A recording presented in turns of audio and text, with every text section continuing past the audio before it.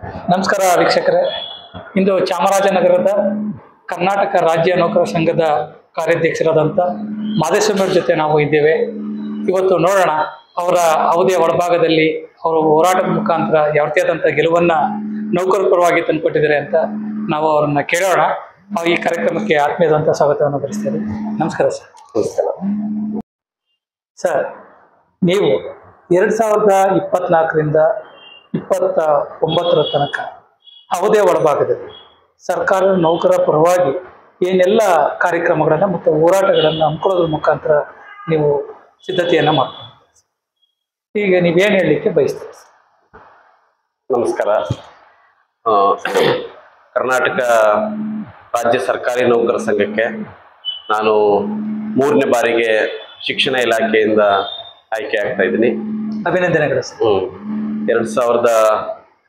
2013ರಲ್ಲಿ ಮೊದಲನೇ ಅವಧಿನಲ್ಲಿ, 2019ರಲ್ಲಿ 2ನೇ ಅವಧಿ, 2024ರಲ್ಲಿ 3ನೇ ಅವಧಿ, 2024ರಿಂದ 2029ರವರೆಗೆ ಹ್ಯಾಟ್ರಿಕ್ ಶಿಕ್ಷಣ ಇಲಾಖೆಯ ಪ್ರತಿನಿಧಿಯಾಗಿ ಆಯ್ಕೆ ಆಗ್ತಾ ಇದ್ದೀನಿ.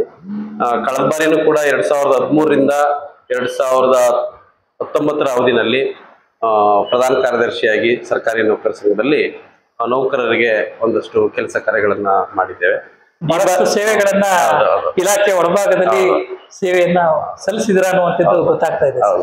ಈ ಬಾರಿ 2024ರಿಂದ 2029ರ ಅವಧಿನಲ್ಲಿ ಕಾರ್ಯಾಧ್ಯಕ್ಷರಾಗಿ ಪದಾಧಿಕಾರಿಯಾಗಿದ್ದೀನಿ ಜಿಲ್ಲಾ ಘಟಕದಲ್ಲಿ. ಡಾಕ್ಟರ್ ರೇಣುಕಾದೇವಿ ಅವರು ಮೇಡಮ್ ಅವರು ಜಿಲ್ಲಾಧ್ಯಕ್ಷ ಆಗಿದ್ದಾರೆ. ನಮ್ಗೆ ಈಗಾಗಲೇ ಗೊತ್ತಾಗಿದೆ. ಡಿಸೆಂಬರ್ 4ರಲ್ಲಿ ನಡೆದಂತ ಚುನಾವಣೆಯಲ್ಲಿ ಡಾಕ್ಟರ್ ರೇಣುಕಾದೇವಿ ಅವರು ಜಿಲ್ಲಾಧ್ಯಕ್ಷರಾಗಿ ಆಯ್ಕೆಯಾಗಿದ್ದಾರೆ. ಅವರು ನಮ್ಮನ್ನ ಜಿಲ್ಲಾ ಕಾರ್ಯಾಧ್ಯಕ್ಷರಾಗಿ ಆಯ್ಕೆಯನ್ನು ಮಾಡ್ಕೊಂಡಿದ್ದಾರೆ. ರಾಜ್ಯ ಸರ್ಕಾರಿ ನೌಕರರಿಗೆ ನಮ್ಮದೇ ಆದಂಥ ಅವರದೇ ಆದಂಥ ಒಂದಷ್ಟು ಬೇಡಿಕೆಗಳು ಇದ್ದಾವೆ. ಆ ಬೇಡಿಕೆಗಳನ್ನ ಈ ಅವಧಿನಲ್ಲಿ ಈಡೇರಿಸಬೇಕು ಅಂತಕ್ಕಂಥದ್ದೇ ನಮ್ಮ ಮೊದಲನೆಯ ಇಚ್ಛಾಶಕ್ತಿ. ನಾವು ಈ ಬಾರಿ ಏನು ಕಳೆದ ಬಾರಿ ಒಂದು ಹೋರಾಟ ಇತ್ತು, ರಾಜ್ಯ ಸರ್ಕಾರಿ ನೌಕರರಿಗೆ 7ನೇ ವೇತನ ಆಯೋಗವನ್ನ ಕೊಡಿಸ್ಬೇಕು ಅಂತೇಳಿ, ಅದನ್ನ ನಾವು ಸಾಧಿಸ್ಕೊಂಡಿದ್ದೀವಿ.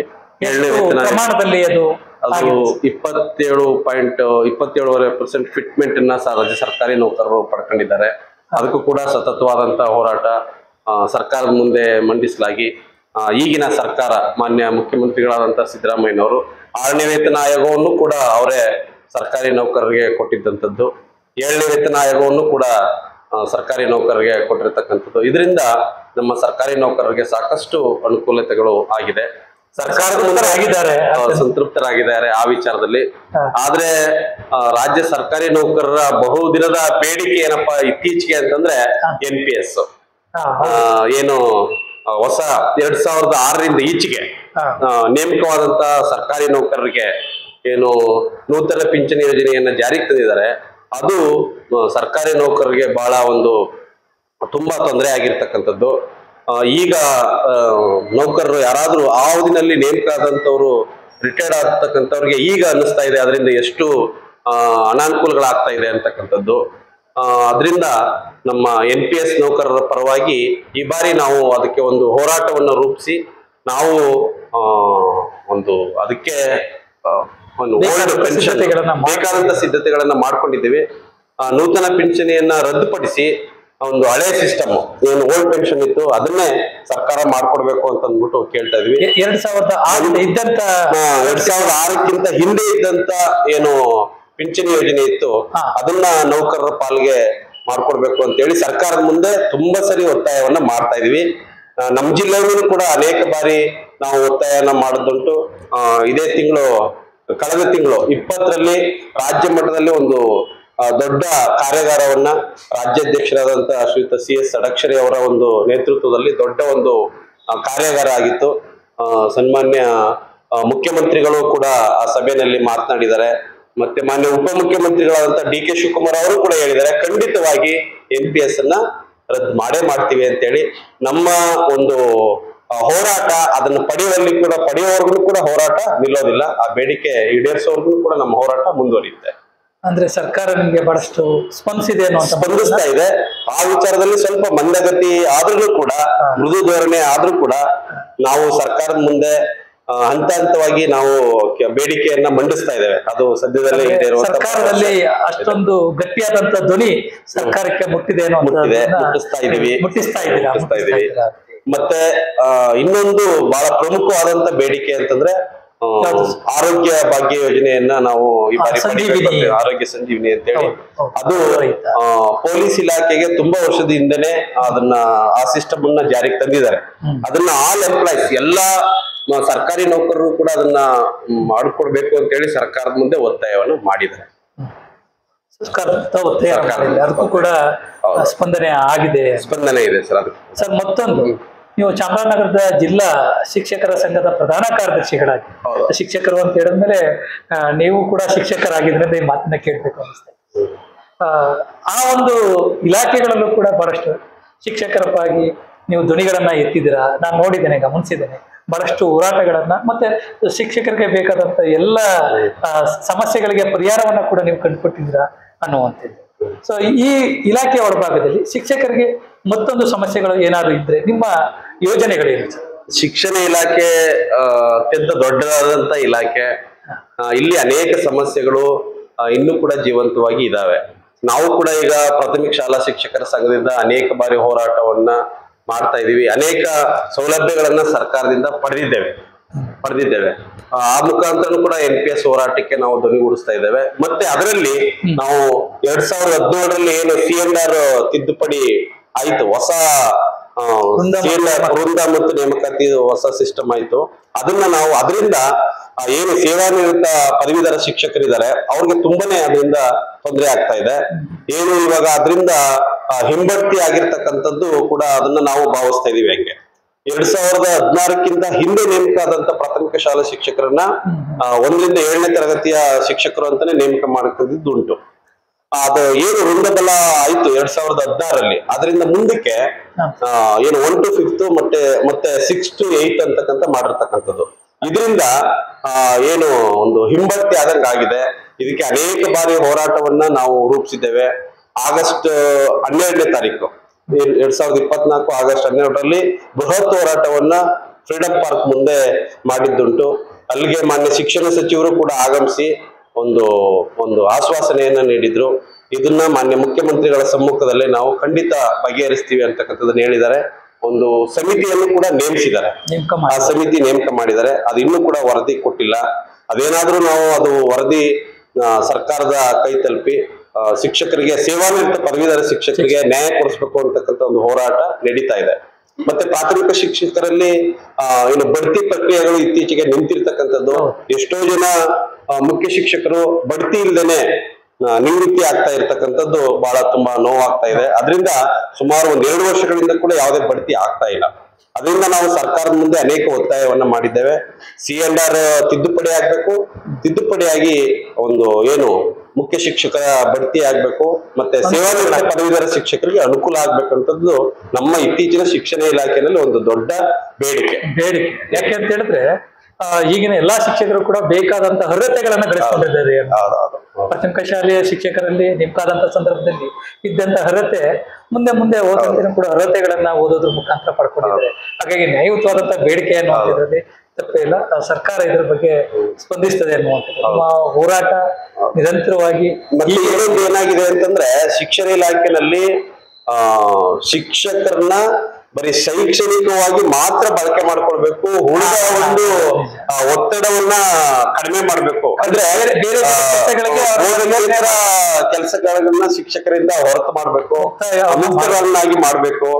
ಬರೀ ನಮ್ಮನ್ನ ಟೀಚಿಂಗ್ ಅಷ್ಟಕ್ಕೆ ಉಳಿಸ್ಕೊಂಡ್ರೆ ತುಂಬಾ ಇನ್ನೂ ಶೈಕ್ಷಣಿಕವಾಗಿ ತುಂಬಾ ಚೆನ್ನಾಗಿ ಇಲಾಖೆ ಒಳಗಡೆ ಒಂದಷ್ಟು ಒಳ್ಳೆ ಕೆಲಸ ಕಾರ್ಯಗಳು ಆಗ್ತವೆ ಅಂತಕ್ಕಂಥದ್ದು ನಮ್ಮ ಭಾವನೆ. ಸರ್ಕಾರದ ಮುಂದೆನೂ ಕೂಡ ಅದನ್ನ ಮನಸ್ತಾ ಇದೆ. ಯಾಕೆ ಅಂತಂದ್ರೆ ಈಗ ಮುಖ್ಯ ಶಿಕ್ಷಕರಿಗೆ ಅವರು ಟೀಚಿಂಗ್ ಮಾಡೋದ್ರ ಜೊತೆಗೆ ಬೇರೆ ಒಂದು ಒತ್ತಡ ಬೀಳ್ತಾ ಇದೆ. ಬೇರೆ ಒತ್ತಡ ಮುಕ್ತವಾಗಿ ಮಾತಾಡ್ಬೇಕು. ಯಾಕಂದ್ರೆ ಮೊದಲೆಲ್ಲ ಒಂದು ಮಾತಿತ್ತು, ಗಂಟೆ ಹೊಡೆ ಸಂಬಳ ತಕ್ಕ ಅಂತ ಹೇಳಿ. ಈಗಿಲ್ಲ. ಶಿಕ್ಷಣ ವ್ಯವಸ್ಥೆ ಒಳಭಾಗದಲ್ಲಿ ಆರ್ತಿ ಇಲ್ಲ ಅಲ್ವೇ? ಚಾಮರಾಜನಗರ ಜಿಲ್ಲಾ ಅಂತ ಹೇಳಿದ್ರೆ ಎಲ್ಲರಲ್ಲೂ ಒಂದು ಕಲ್ಪನೆ ಇದೆ, ಹಿಂದುಳಿದ ಜಿಲ್ಲೆ ಎನ್ನುವಂಥದ್ದು. ಖಂಡಿತವಾಗಿಯೂ ಆ ಪಟ್ಟವನ್ನ ಕಳಿಸ್ಬೇಕು ಅಂತ ಹೇಳಿದ್ರೆ ಶಿಕ್ಷಕರನ್ನ ಶಿಕ್ಷಕ ವೃತ್ತಿಗೆ ಸೀಮಿತವಾಗಿಗೊಳಿಸ್ಬೇಕು, ಬೇರೆ ಕೆಲಸಗಳಿಂದ ಮುಕ್ತಿಗೊಳಿಸ್ಬೇಕು ಅನ್ನುವಂಥ. ಅಂದ್ರೆ ನಾವು ಚಾಮರಾಜನಗರ ಅನ್ನೋ ದೃಷ್ಟಿಯಿಂದ ಅಂತಲ್ಲ, ಎಂಟೈರ್ ಇಡೀ ಸ್ಟೇಟ್ ಅಲ್ಲೇ ಏನಾಗಿದೆ ಅಂತಂದ್ರೆ ಶಿಕ್ಷಕ ಶಿಕ್ಷಕರಿಗೆ ಬೇರೆ ಕೆಲಸ ಕಾರ್ಯಗಳು ಅಂತಂದ್ರೆ ಉದಾಹರಣೆಗೆ ಮುಖ್ಯ ಶಿಕ್ಷಕರು ಅವ್ರಿಗೆ ಈಗ ಬಿಸಿ ಊಟದ ಕೆಲಸ ಕಾರ್ಯಗಳಾಗ್ಬೋದು, ಮತ್ತೆ ಮೊಟ್ಟೆ ವಿತರಣೆ ಆಗ್ಬೋದು, ಮತ್ತೆ ಆನ್ಲೈನ್ ಇಂದ ಹೆಚ್ಚು ಯಾವಾಗ್ಲೂ ನಾವು ಅದನ್ನ ಸರ್ಕಾರಕ್ಕೆ ಒಂದು ಮಾಹಿತಿಗಳನ್ನ ಕಾಲ ಕಾಲಕ್ಕೆ ಒದಗಿಸ್ಕೊಡ್ತಕ್ಕಂಥದ್ದು, ಅವೆಲ್ಲ ಕೂಡ ಒತ್ತಡ ಆಗ್ತಕ್ಕಂಥದ್ದು ಉಂಟು. ಈ ದೃಷ್ಟಿನಲ್ಲಿ ಸರ್ಕಾರ ಅನೇಕ ಸವಲತ್ತುಗಳನ್ನ ಶೈಕ್ಷಣಿಕವಾಗಿ ಒದಗಿಸ್ತಾ ಇದೆ. ಇದರಲ್ಲಿ ಶಾಲೆಗೆ ಒಬ್ರು ಅಟೆಂಡರ್ ಆಗ್ಬೋದು, ಮತ್ತೆ ಕಂಪ್ಯೂಟರ್ ನುರಿತಂತಹ ಒಬ್ಬರನ್ನ ನೇಮಕ ಮಾಡ್ಕೊಂಡ್ರೆ ಈ ಎಲ್ಲ ಕೆಲಸ ಕಾರ್ಯಗಳು ಸಲೀಸಾಗಿ ನಡೀತಕ್ಕಂಥದ್ದು, ಸುಗಮವಾಗಿ ನಡೀತಕ್ಕಂಥದ್ದು, ಶಿಕ್ಷಕರ ಮೇಲೆ ಒಂದ್ ಸ್ವಲ್ಪ ಒತ್ತಡ ಕಡಿಮೆ ಆಗಿ ಶೈಕ್ಷಣಿಕವಾಗಿ ತುಂಬಾ ಚೆನ್ನಾಗಿ ಕೆಲಸ ಕಾರ್ಯಗಳು ನಡೀಬಹುದು ಅಂತಕ್ಕಂಥದ್ದು ನಮ್ಮ ಒಂದು ಭಾವನೆ. ಅಲ್ಲ, ಇದು ಸಂಘದ ಪರವಾಗಿ ಈ ಹೋರಾಟವನ್ನ ಜೊತೆಯಲ್ಲಿ ಇದನ್ನು ಒಂದು ಬೇಡಿಕೆಯಾಗಿ ಇಡಬಹುದಲ್ವಾ? ಯಾಕೆಂತ ಹೇಳಿದ್ರೆ ಒಂದು ಶಾಲೆ ಅಂತ ಹೇಳಿದಾಗ ಶಿಕ್ಷಕರು ಮತ್ತು ಮುಖ್ಯ ಶಿಕ್ಷಕರ ಜವಾಬ್ದಾರಿಗಳು ಹೆಚ್ಚಿರೋದ್ರಿಂದ ನೀವು ಈಗಾಗಲೇ ಹೇಳ್ದಂಗೆನೆ ಬೇರೆ ಪ್ರಥಮ ದರ್ಜೆ ನೌಕರರು, ದ್ವಿತೀಯ ದರ್ಜೆ ನೌಕರರು ಅಥವಾ ಡಿ ಗ್ರೂಪ್ ನೌಕರರು ಸಂಬಂಧಪಟ್ಟಂತ ನೌಕರನ್ನ ಸರ್ಕಾರದ ಹಂತದಲ್ಲಿ ಅವರು ನೇಮಕಾತಿಯನ್ನ ಮಾಡಿಕೊಟ್ರೆ ಬಹುಶಃ ಅದು ನೀವು ಹೇಳ್ದಂಗೆನೆ ಒತ್ತಡ ಕಡಿಮೆ ಆಗ್ಲಿಕ್ಕೆ ಸಾಧ್ಯ ಆಗುತ್ತೆ. ಸರ್ಕಾರ ಮೂಲಭೂತ ಸೌಲಭ್ಯಗಳನ್ನ ಶಾಲೆಗಳಿಗೆ ಒದಗಿಸ್ತಕ್ಕಂಥದ್ದು ಹೆಚ್ಚಿನ ರೀತಿಯಲ್ಲಿ ಮೊದಲಿಗಿಂತ ಹೋಲಿಸ್ಕೊಂಡ್ರೆ ಈಗ ತುಂಬಾನೇ ಬಜೆಟ್ ಅಲ್ಲಿ ಶಿಕ್ಷಣ ಇಲಾಖೆಗೆ ಹೆಚ್ಚಿನ ಅನುದಾನ ಬರ್ತಾ ಇದೆ, ಮತ್ತೆ ಸವಲತ್ತುಗಳು ಲಭ್ಯ ಆಗ್ತಾ ಇದೆ. ಇನ್ನೂ ಕೂಡ ಹೆಚ್ಚಿನ ಪ್ರಮಾಣದಲ್ಲಿ ಈಗ ಪೋಷಕರಲ್ಲಿ ಖಾಸಗಿ ಶಾಲೆಗಳ ಕಡೆಗೆ ಇಂಟ್ರೆಸ್ಟ್ ಬರ್ಲಿಕ್ಕೆ ಬಹುಮುಖ್ಯವಾದ ಕಾರಣ ಏನು ಅಂತಂದ್ರೆ ಶಾಲೆಯಲ್ಲಿ ಇರ್ತಕ್ಕಂಥ ಮೂಲಭೂತ ಸೌಲಭ್ಯಗಳು ಕೂಡ ಹೌದು. ಶಾಲೆ ಹೆಚ್ಚು ಅಟ್ರಾಕ್ಟಿವ್ ಆಗಿದ್ದಾಗ ಪೋಷಕರು ಶಾಲೆಗಳ ಕಡೆಗೆ ಹೆಚ್ಚು ಗಮನ ಮೆರುಗು ಕಾಣ್ತದೆ. ಶಾಲೆ ಅಂದ ಚಂದವಾಗಿ ಕಂಡಾಗ ಪೋಷಕರು ಕೂಡ ಶಾಲೆಗಳ ಕಡೆಗೆ ಹೆಚ್ಚು ಇಷ್ಟಪಡ್ತಾರೆ. ಮತ್ತೆ ಸರ್ಕಾರದ ಮುಂದೆ ಕೂಡ ನಮ್ಮ ಒಂದಷ್ಟು ಬೇಡಿಕೆಗಳನ್ನ ಮಂಡಿಸಿದ್ದೇವೆ. ಶಿಕ್ಷಕರನ್ನ ಬೇರೆ ಕೆಲಸಗಳ ಕಾರ್ಯಗಳಿಗೆ ಏನು ಒತ್ತಡದ ಕೆಲಸ ಕಾರ್ಯಗಳನ್ನ ಕಡಿಮೆ ಮಾಡಿ ನಮ್ಮನ್ನ ಟೀಚಿಂಗ್ ಲೈನ್ಗೆ ಹೆಚ್ಚು ಬಳಸ್ಕೊಳ್ಬೇಕು. ಸರ್ಕಾರ ಈಗ ಮೊನ್ನೆ ನಡೆದಂತ ಮಾನ್ಯ ಶಿಕ್ಷಣ ಮಂತ್ರಿಗಳ ಸಭೆನಲ್ಲೂ ಕೂಡ ನಮ್ಮ ರಾಜ್ಯ ಸಂಘದಿಂದ ಕೂಡ ಇದಕ್ಕೆ ಒತ್ತಾಯ ಆಗಿದೆ ಸರ್. ಒತ್ತಾಯ ಆಗಿ ಅದರಲ್ಲಿ ಅವರು ಒಂದು ಇದಕ್ಕೆ ನಾವು ಹಂತ ಹಂತವಾಗಿ ಈ ಒಂದು ಏನು ಶಿಕ್ಷಕರ ಮೇಲೆ ಒತ್ತಡ ಆಗ್ತಾ ಇದೆ ಅದನ್ನ ಕಡಿಮೆ ಮಾಡ್ತೀವಿ ಅಂತಕ್ಕಂಥದ್ದನ್ನ ಹೇಳಿದ್ದಾರೆ. ಭರವಸೆ ಇದೆ. ಅದಾಗ್ಲಿ, ಬೇಗ ಈಡೇರ್ಲಿ, ನಮ್ಮ ಶಿಕ್ಷಕರಿಗೆ ಅದರಿಂದ ಒಂದಷ್ಟು ಅನುಕೂಲಗಳಾಗಲಿ ಅಂತಕ್ಕಂಥದ್ದೇ ನಮ್ಮ ಒಂದು ಬೇಡಿಕೆ. ತುಂಬಾ ಸಂತೋಷ ಸರ್. ಇಲ್ಲಿ ತನಕ ಕಡಿಮೆ ಯಾವುದೇ ಹೊರಭಾಗದಲ್ಲಿ ನಮ್ಮ ಚಾಮರಾಜನಗರ ಜಿಲ್ಲೆಯ ಪ್ರಧಾನ ಕಾರ್ಯದರ್ಶಿಗಳಾಗಿ ಮತ್ತೆ ಕರ್ನಾಟಕ ಸರ್ಕಾರ ನೌಕರರ ಕಾರ್ಯಾಧ್ಯಕ್ಷರಾಗಿ ಬಹಳಷ್ಟು ಕೆಲಸಗಳನ್ನ ಮಾಡ್ತಾ ಇದ್ದೀರಾ. ನಾವು ಅದನ್ನ ಬಹಳಷ್ಟು ಹತ್ತಿರದಿಂದನೂ ಕೂಡ ಕಂಡಿದ್ದೇವೆ.